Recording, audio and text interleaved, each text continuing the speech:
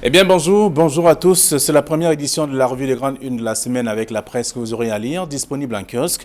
La nouvelle expression parle de « Il y a 4 ans, Monseigneur Bala était dans l'eau ». C'est le titre proposé par le journal. Pour dire simplement que le véhicule de l'archevêque ou alors de l'évêque de Bafia avait été retrouvé le mercredi 31 mai 2017 avec ses pièces d'identité sur le pont au-dessus donc du fleuve Sanaga donc à Ebebda. La nouvelle expression, à travers ses enquêtes et notamment les reportages réalisés à cette occasion, revient sur les circonstances d'une mort jamais élucidée et qui a fortement secoué et continue donc d'ébranler la communauté catholique nationale et internationale. C'est un dossier à lire ce matin de la page 8 à la page 10, à la page 11. Le journal parle également de Vamoulke avec des frais des Français au secours. La position des avocats de Paris qui se sont d'ailleurs mobilisés est donc celle de la vacuité de l'accusation portée contre l'ancien directeur général de la CRTV. C'est le dossier à lire de la page 2 à la page 3. Le journal parle également de fausses nouvelles avec les journalistes et notamment le fake-checking.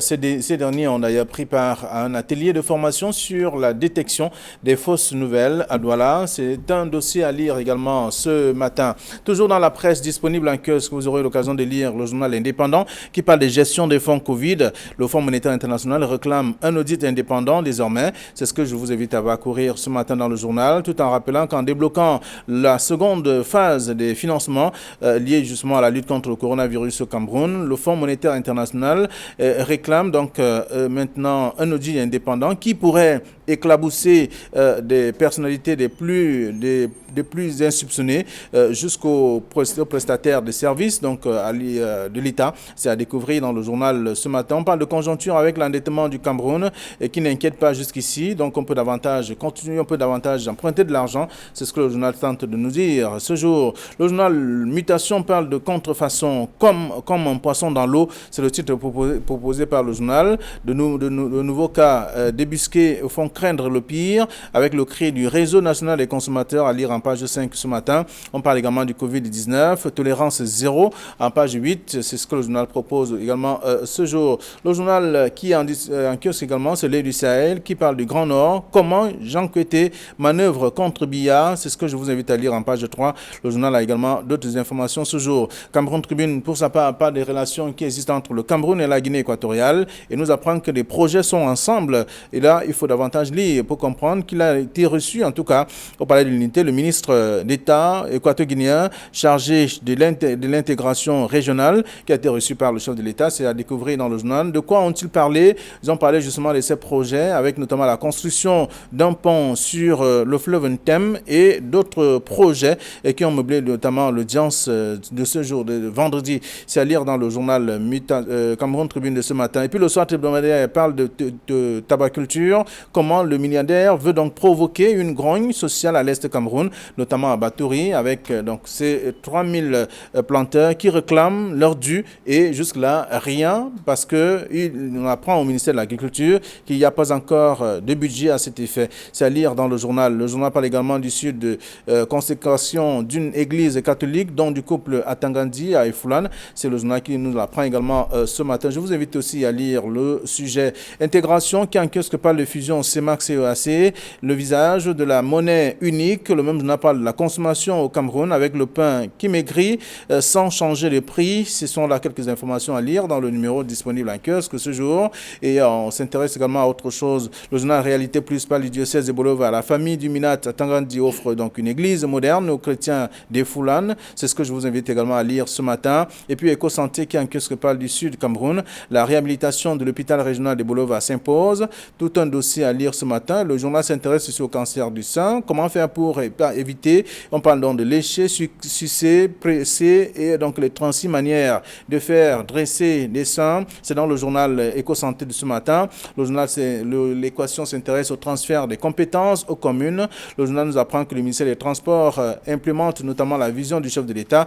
Pratiquement 300 millions de francs CFA pour 12 communes, donc éligibles dans le cadre de ces transferts des compétences. Donc à lire, c'est Jean-Ernest Masséna-Galébibé qui l'a donc implémenté dans son département ministériel. Le messager parle notamment du Covid-Gué Dominrési avec Essamé Ouyono au tribunal criminel spécial. Le journal nous apprend d'ailleurs que le directeur général de l'Institut de recherche médicale et d'études des plantes médicales, attendu justement à la division du corps spécialisé d'officiers de police judiciaire mardi, c'est-à-dire demain 1er juin 2021. Il devra répondre donc de toutes les accusations qui sont également portées contre lui. C'est dans le journal, le dossier proposé par le journal Le Messager qui parle également de la filière tabac vers un soulèvement à l'Est Cameroun. C'est en page 5 du numéro en kiosque ce jour. Le journal Émergence parle du Cameroun avec les plus gros scandales financiers de l'ère Biya à découvrir dans le dossier proposé par le journal. Le journal s'intéresse également au Covid-Gate ce matin. Le gouvernement et la confirmation de la piste des détournements. C'est à découvrir dans l'autre dossier proposé par Émergence en kiosque ce jour. Et là, nous avons déjà nos invités sur ce plateau qui vont commenter, analyser, même décrypter l'actualité telle que traitée par la presse. Bernard Batanda, bonjour et bienvenue. Good morning Kumba, good morning Kumbo. Bonjour à Kankanzok, bonjour à Kilzok. C'est un plaisir d'être là pour parler des choses de la cité. Merci d'être avec nous ce lundi. Bonjour Jean-Paul Chignat. Bonjour Flavie Malondongo, bonjour à tous nos milliards de téléspectateurs. Et merci d'être là donc ce lundi. Avec vous, nous allons faire le tour de quelques sujets. Déjà, la grande une de la Nouvelle Expression de ce matin qui revient sur le cas Monseigneur Bala qui était dans l'eau il y a 4 ans de cela. Le journal fait savoir que le véhicule de l'évêque, bien entendu, tous ces documents ont été retrouvés dans son véhicule, donc sur le pont, la Sanaga et Bubda. Oui, bon, c'est du réchauffé, tout ça c'est connu. Et on peut souvent dire que, à parcourir l'article, c'est un follow-up. C'est un follow-up et le sujet reste d'actualité, d'autant plus que les circonstances exactes de la mort du prélat n'ont jamais été élucidées. Où en est-on avec l'enquête, même si on avait dit en son temps que c'était une mort naturelle, mais beaucoup d'éléments et d'indices montraient bien que l'évêque de Bafia avait été assassiné. Et en son temps, le président de la conférence nationale épiscopale du Cameroun, Monseigneur Samuel Cléda, avait dit clairement que l'évêque de Bafia a été assassiné. Donc, revenir dessus, peut-être qu'il faut qu'on continue à faire bouger les lignes pour que les raisons vraies de cet assassinat ou de sa mort soit connu du grand public comme tel. D'accord. Alors, nous sommes le 31 mai aujourd'hui et c'est un rappel de mémoire également que fait la Nouvelle Expression. Oui, c'est un rappel de mémoire et puis c'est une histoire parmi tant d'autres qui a secoué l'Église catholique. Et en rappel de moi, effectivement, on avait retrouvé Monseigneur Jean-Marie Benoît Mbala, archevêque de Bafia. Évêque de Bafia. Oui, évêque de Bafia, sur le fleuve. On avait retrouvé sa voiture sur le fleuve de la Sanaga, au lieu dit Ebebda. Quelques jours après, on a retrouvé son corps, mouillé sec, les chaussures à l'envers. Et il y a eu une sorte de chassé-croisé entre l'Église catholique et l'État du Cameroun. En son temps, le procureur de la République auprès de la Cour d'appel du centre avait conclu à une mort par noyade, un suicide, parce que, disait-il, il n'y a eu aucune trace de violence sur le corps de l'évêque. Par contre, et comme si c'était un ping-pong, la conférence épiscopale avait, elle aussi, produit un rapport dans lequel il disait qu'il y avait des traces de violence sur le corps de l'évêque.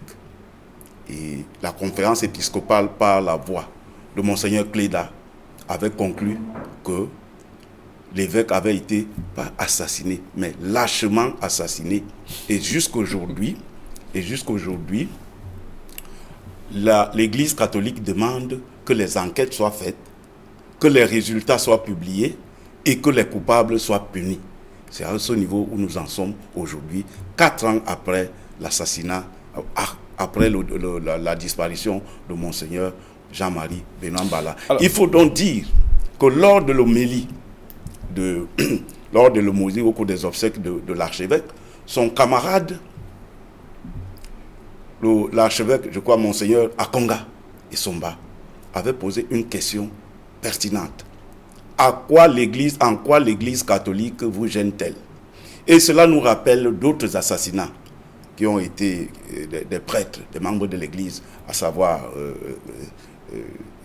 Monseigneur Plumet, à savoir Monseigneur Angèle Benvin, à savoir l'abbé Mbassi, à savoir les sœurs de Djoum, dont les résultats ne sont pas connus jusqu'aujourd'hui. Je crois que, pour rappel de mémoire, il était important qu'on fasse ce rappel de mémoire. Alors, c'est un dossier que le journal propose ce matin. Il faut préciser quand même que le cynisme avait été poussé quand même très loin. Tuer quelqu'un et puis écrire un mot, mettre dans sa voiture, je suis dans l'eau.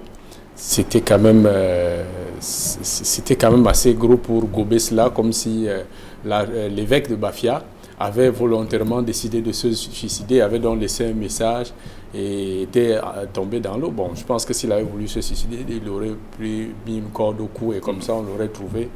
Mais dans tous les cas, c'est une affaire qui reste d'actualité. Mais l'Église catholique et l'État du Cameroun, je n'ai pas envie de dire, savent à quoi ils jouent, parce que vous savez que l'Église catholique, quand l'Église catholique veut mettre pression sur un État, ça va très vite. Donc, certainement qu'il y a... D'accord.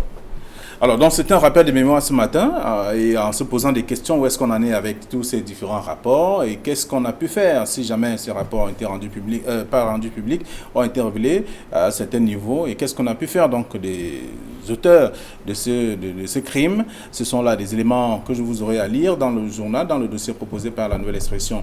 Alors, le même journal s'intéresse... Que l'âme de Monseigneur Benoît Bala repose en paix.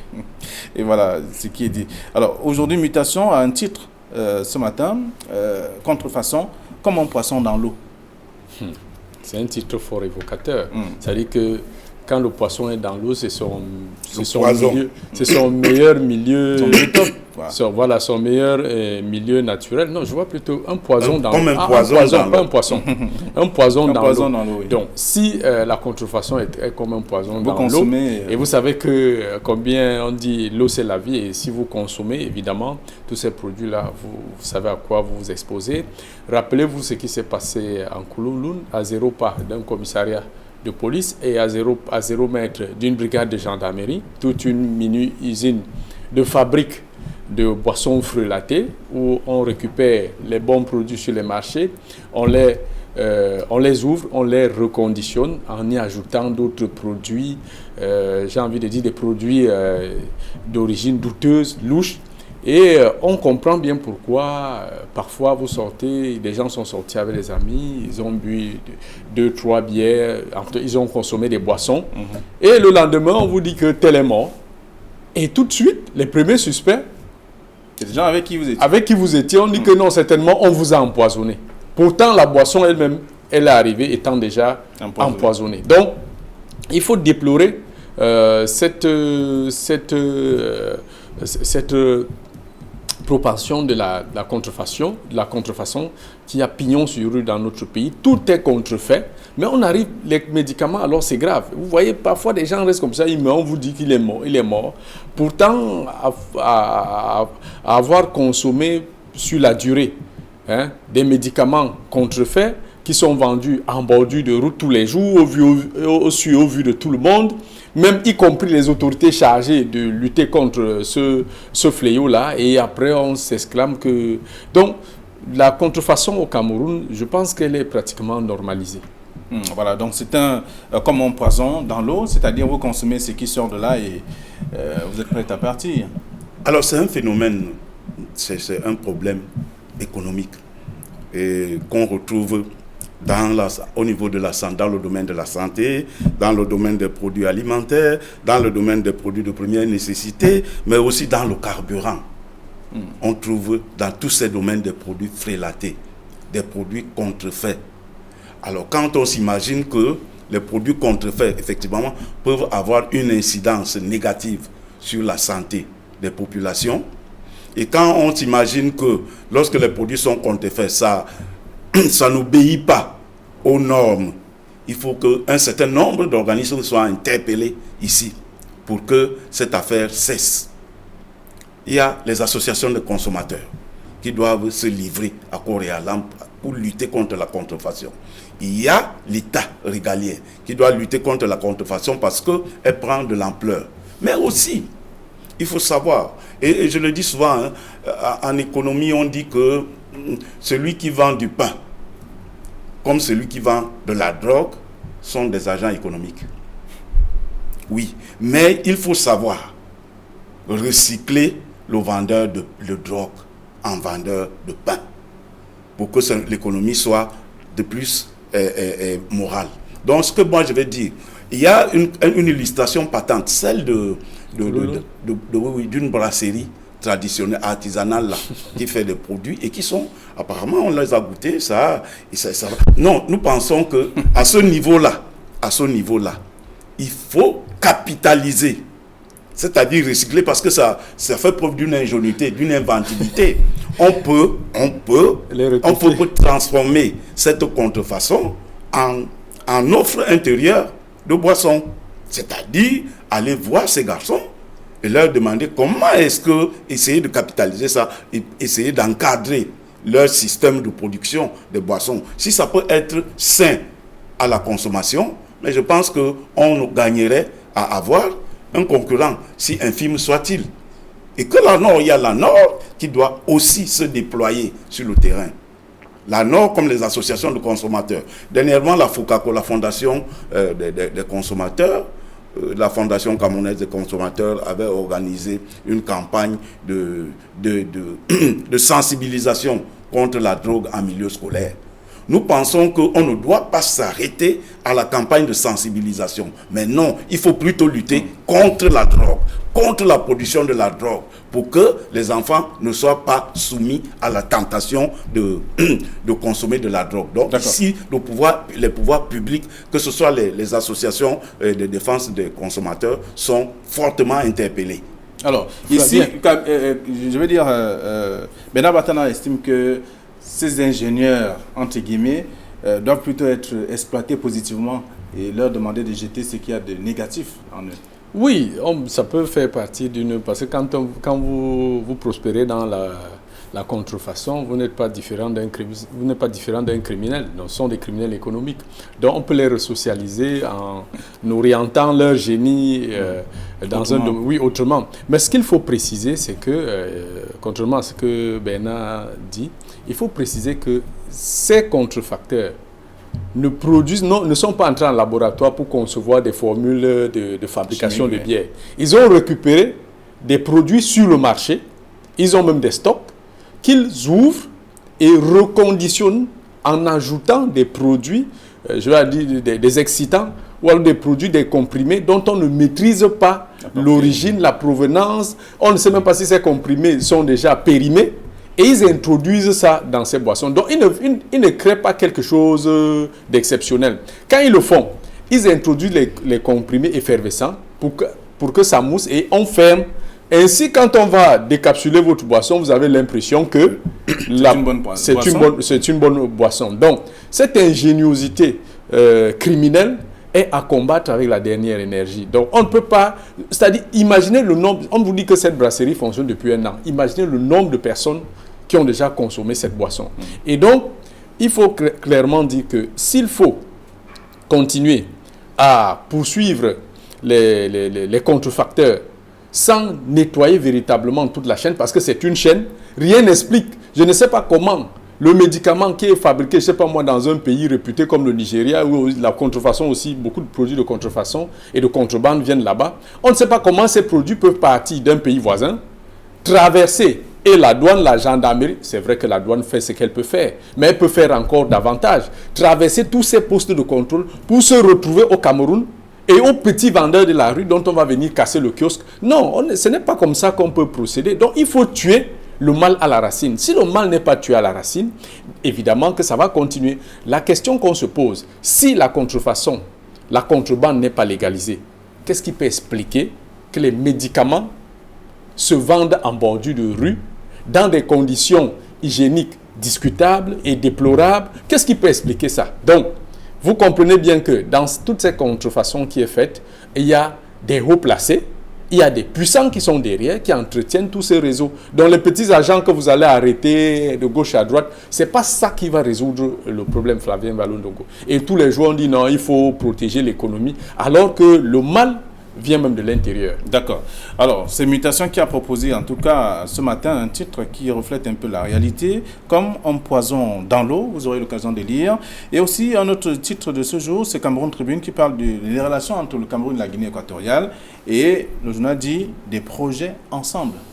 Oui, il y a pas mal de projets entre les deux pays, entre les deux pays, entre les deux pays frères, comme on le dit dans le jargon diplomatique. Il y a pas mal de projets, il y a même des routes qui vont jusque là-bas. Il y a même la construction du pont sur le thème qui est sur la voie. Non, nous pensons que c'est une bonne dynamique pour l'intégration sous-régionale.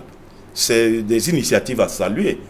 C'est des initiatives qui permettent aux populations des deux pays d'aller et de venir. Vous savez, et je le dis toujours, et chaque jour, il y a échange. Il y a échange entre les individus, échange économique des biens et services. Si on peut profiter des échanges qui viennent de la Guinée équatoriale, autant que les Guinéens peuvent profiter des échanges qui viennent d'ici. Moi, je pense que ça pourra booster nos deux économies. Ce n'est que l'occasion pour dire que c'est des actions à accompagner et à saluer. D'accord. À côté de ces titres, quand même, en parlant des projets ensemble, il y a des opérateurs économiques qui se plaignent un peu des relations qui existent entre des opérateurs économiques de la Guinée équatoriale et du Cameroun. Flavien Vallon-Dongo, on doit aller au-delà du diplomatiquement correct.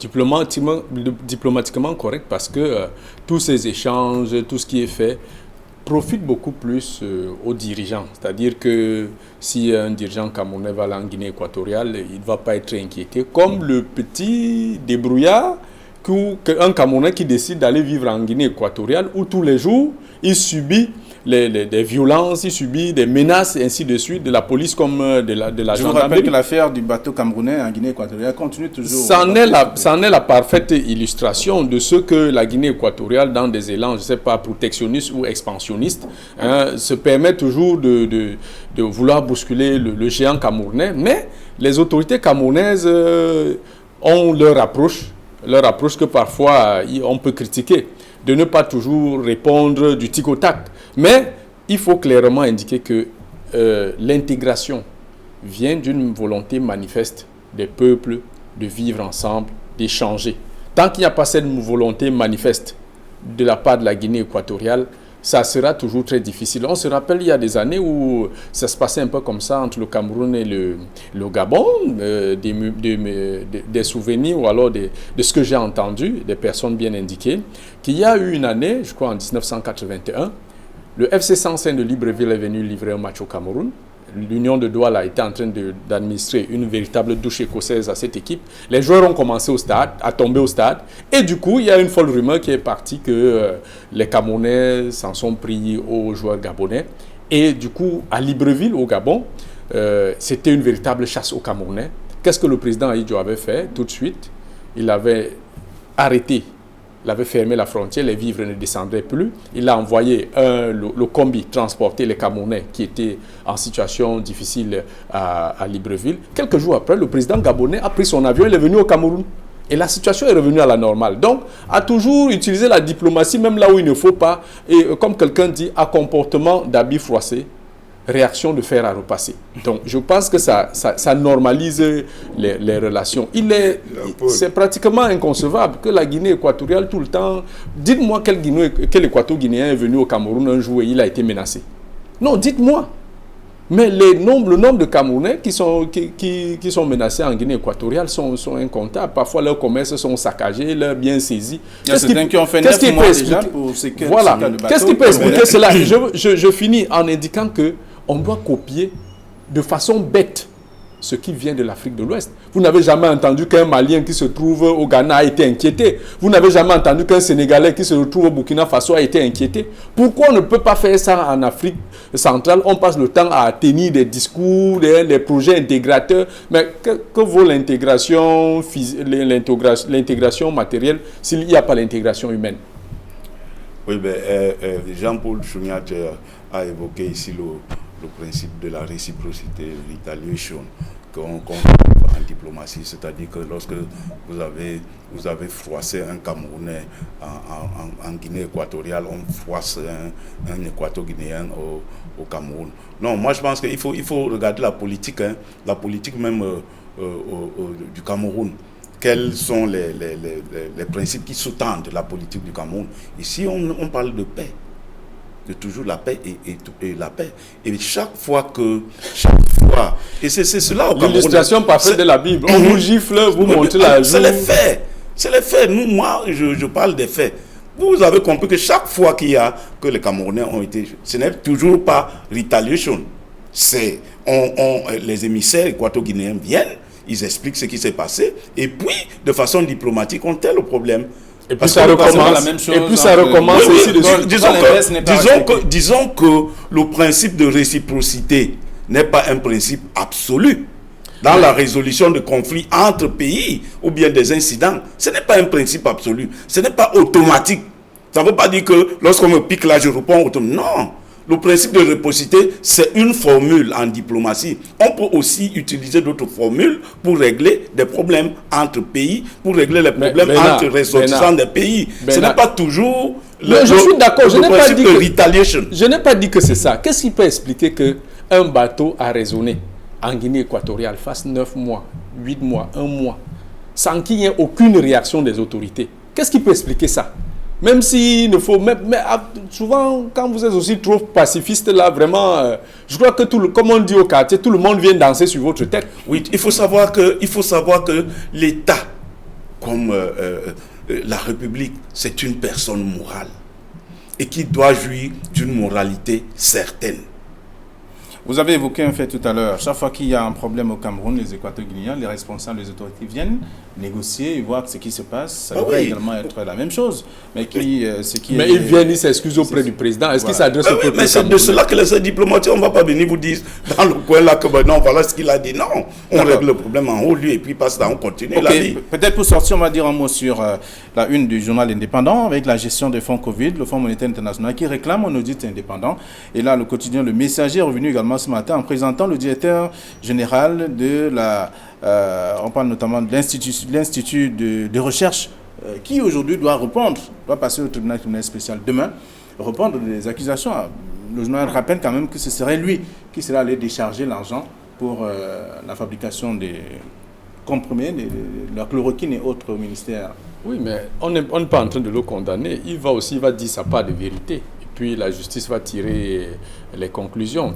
Le FMI veut lancer un audit indépendant. Oui, c'est bien de lancer l'audit indépendant si les enquêtes menées par la partie camerounaise ne convainquent pas le FMI. Bon, c'est le FMI. Vous savez qu'on dit souvent qu'il donne l'argent commande.